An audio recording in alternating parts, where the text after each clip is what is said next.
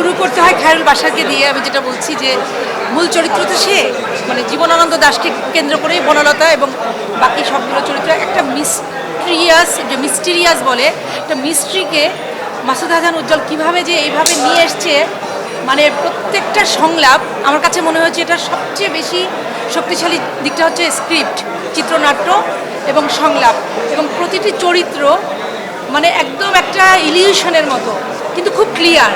মানে এখানে কোনো কিছু কাউকে বোঝানোর নাই, প্রত্যেকটা চরিত্র যেভাবে কথা বলছে এবং প্রত্যেকটা সিচুয়েশন এবং সেটটাও মনে হচ্ছে কথা বলছে, মানে আমার কাছে অসাধারণ ভালো লেগেছে।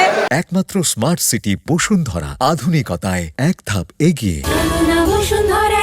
আমি মাসুদ হাসান উজ্জ্বল, মানে উনি এত বড় একটা মানে এরকম একটা কবিতাকে উনি চলচ্চিত্র করেছেন, রূপ দিয়েছেন এবং এত সাবলীল, মানে একদম মানে ভীষণ ভালো লাগা। আর আজকে আরেকটা কথা বলি যে আমাদের যে রূপন্তী যে চরিত্রটি করেছে তার যে প্রেমিকা, একটা পার্টে একটা মেয়ে অভিনয় করেছে, রূপ আমরা ওকে ডাকি।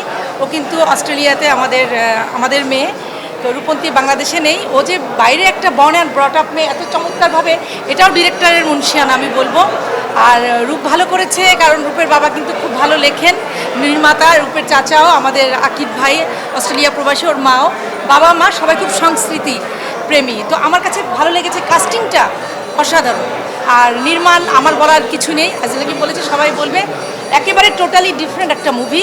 আমরা তো অনেক মুভি দেখছি, তো এটার ধারাটা মানে মাসুদ হাসান উজ্জ্বল কী করেছেন আমি জানি না, মানে সিনেমা হলটা তো পুরো একদম হাউসফুল এবং কেউ কোনো কথা বলছিলেন না। আমি অবাক হলাম যে হাফ টাইম যেটা আমরা বলি যে যেটা মিড টাইম যে একটা ব্রেক হয়, ব্রেকে কিন্তু কেউ একটু ডান বাও নড়েনি, সবাই অপেক্ষা করছিল।